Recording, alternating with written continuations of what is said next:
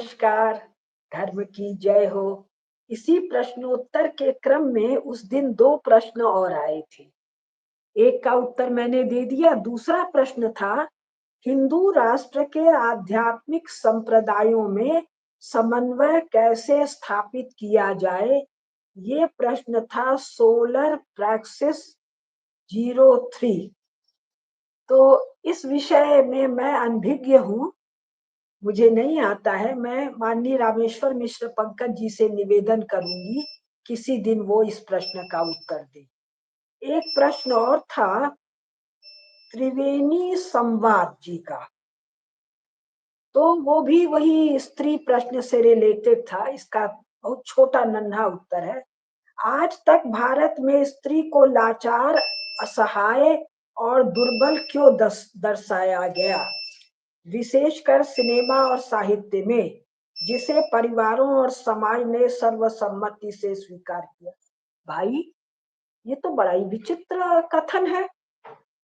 आज तक शुरुआत देखिए, भारत में स्त्री को लाचार और असहाय और दुर्बल क्यों दर्शाया गया। भाई, मेरी जानकारी में भारत में न स्त्री को असहाय बताया, न दुर्बल बताया, न लाचार बताया। आप भारत में रहती हैं कि मंगल ग्रह पर रहती हैं, कहाँ रहती हैं भाई? घर में, साहित्य में, परिवार में। साहित्य का मतलब हमारा पुराण है, हमारा रामायण है, महाभारत है, कथाएं हैं, लोकोक्तियां हैं,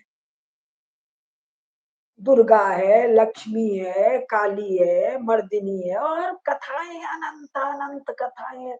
महारानी हाड़ी है, महारानी पद्मावती है, लक्ष्मी बाई है, रुद्रम्मा है, चेन्नम्मा है, सेठानिया है, एक से एक गायिका है, एक से एक शिल्पकार है, एक से एक अस्त्र शस्त्र निर्माता है। अब रही बात सिनेमा और साहित्य में, कौन सा साहित्य में आपको स्त्री लाचार दिखाई दी? लंपट जो लिखते हैं उसको यदि आप साहित्य कहती हैं, उसको आप पढ़ती हैं और उसकी आप चिंता करती हैं, तो देवी आप धन्य हैं, आपके साथ कुछ नहीं किया जा सकता।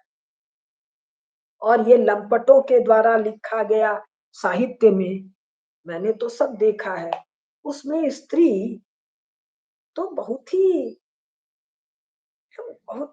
निर्लज्ज सी, गंदी सी, घटिया सी, तो वो स्त्रियां भी स्वयं लिख रही हैं ऐसा। और ऐसा लिखने वाली स्त्रियां दुर्बल उर्बल, मुझे पता नहीं। अब आइए साहब फिल्म में, तो बम्बईयाई फिल्म मैंने देखी है। तो बम्बईया फिल्म में एक से एक मजबूत, मन से, तन से, सामर्थ्य से, ज्ञान से एक से एक स्त्रियां दर्शाई गई है। और साथ में थोड़ा बहुत आंचल में दूध और आंखों में पानी टाइप भी है। तो अगर आप ये सब देखती सुनती हैं तो आपको ये पता होना चाहिए कि चर्च का जो प्रभाव है, और चर्च के प्रभाव पर मैंने बहुत भाषण यूट्यूब पर मेरे हैं, 15-20 भाषण हैं, उसको देख लीजिए। लेकिन हिंदू समाज में और भारत में चर्च के प्रभाव से स्त्रियों को दुर्बल देखना तो आज तक नहीं हुआ। और चर्च भी स्त्रियों को चुड़ैल ज्यादा देखता है। तो दूसरा है, वर्तमान सरकारें स्त्री के लिए ही अनुदान और उपहार योजना लेकर आ रही। ये भी निहायत फिजूल बात है भाई। स्त्री के लिए ही, किसान तो किसान के लिए भी है, मजदूर के लिए भी है, वृद्ध के लिए भी है, आपके देखने में कोई झंझट, बच्चे के लिए भी है, समाज के भिन्न भिन्न वर्गों के लिए अनुदान और उपहार है, इंडस्ट्री के लिए भी है, जो उनके चुनाव, मनरेगा है, जो उनके चुनावी जीत को सुनिश्चित भी करती है। अगर सरकार सरकार तो नहीं, इसको राजनैतिक दल कहना चाहिए, विभिन्न राजनैतिक दल योजना लेकर आते हैं। तो इसका तो प्रश्न का उत्तर भी समाहित है भाई। ये तो ये क्या कहेंगे, चुनाव में जीत के लिए मैनिपुलेशन है। तो केवल स्त्री तो वोटर है नहीं, 48% स्त्री होगी तो 52% करीब अंदाज से पुरुष होगा, या 40% स्त्रियां होंगी 60% पुरुष होगा। तो पुरुषों के लिए भी अनेकानेक योजनाएं होंगी, है ही है। क्या वाकई कहीं बेबसी है स्त्री के व्यक्तित्व में? कहाँ आप लोग को बेबसी दिख रहा है भाई? स्त्री नहीं, पत्नी के रूप में बड़ा रोना धोना मचा हुआ है।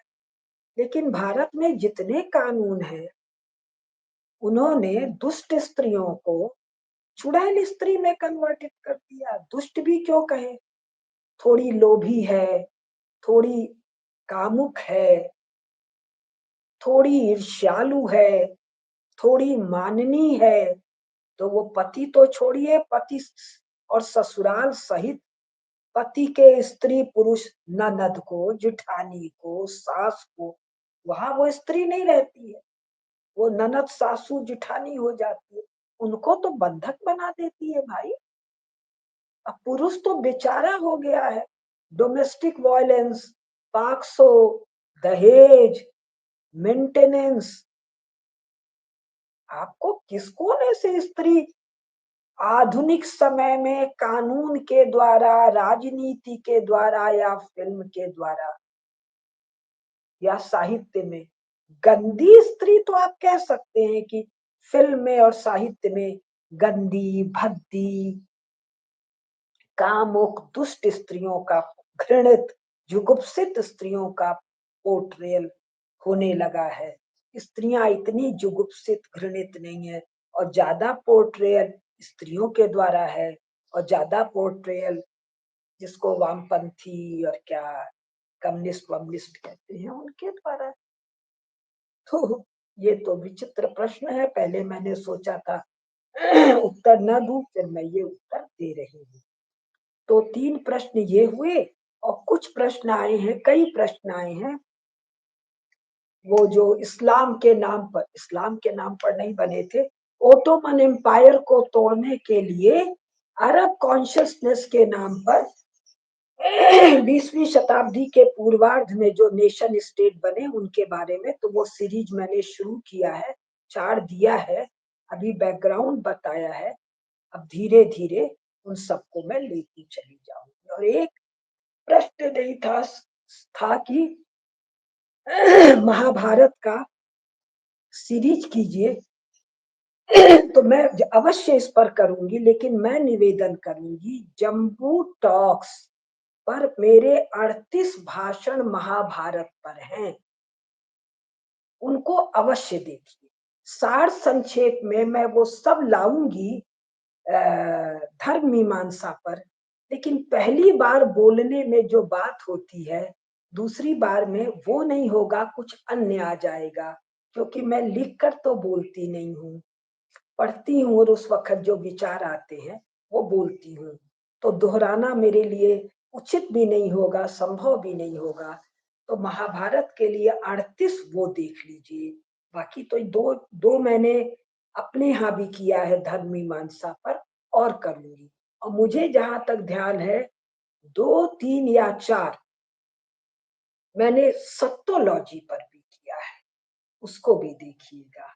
और और आप लोग अपने जिज्ञासाएं देते जाइए, मैं आपके नाम के साथ उसको करूंगी। नमस्कार। एक और चीज कहना चाहती हूँ, यदि कुछ मेधावी, एक, दूसरा जिज्ञासु, और तीसरा बहुत पॉइंटेड शार्प प्रश्न पूछने वाले लोग होंगे, करीब 500 घंटे मेरे YouTube पर उपलब्ध हैं, उनमें से किसी विषय पर, तो हम धर्म मीमांसा में उनको इंटरव्यू के लिए ले आएंगे, वो प्रश्न पूछेंगे और मैं उसका उत्तर दूंगी। उससे अनेकानेक लोगों की जिज्ञासा का समाधान होगा। तो आप लोग लिख कर भेजिए जयराज जी को, कोई ईमेल होता है या क्या होता है उस पर भेजिए उनको, वो मुझे भेजेंगे, फिर मैं छांट लूंगी। साथ में अपना फोन नंबर भी भेज दीजिएगा, जिससे मैं जिससे उचित समझूंगी बात भी कर लूंगी, और जो मुझे योग्य लोग लगेंगे उनको मैं अवश्य बुलाऊंगी, क्योंकि ये काम करने की मेरी बड़ी इच्छा है। नमस्कार। लेकिन व्यर्थ का स्क्रीन पर आने वालों के साथ मैं ना कर पाऊँ, उसके लिए क्षमा भी क्या, 71 साल की हूँ, उसके लिए असमर्थता। तो नमस्कार, हर हर महादेव।